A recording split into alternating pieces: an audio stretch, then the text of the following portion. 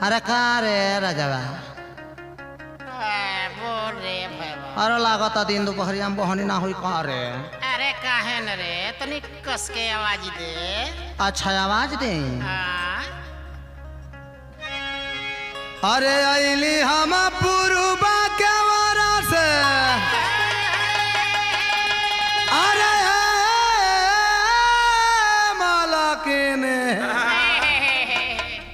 केने बाड़ू हा तनी कस के घरा रे। अली हम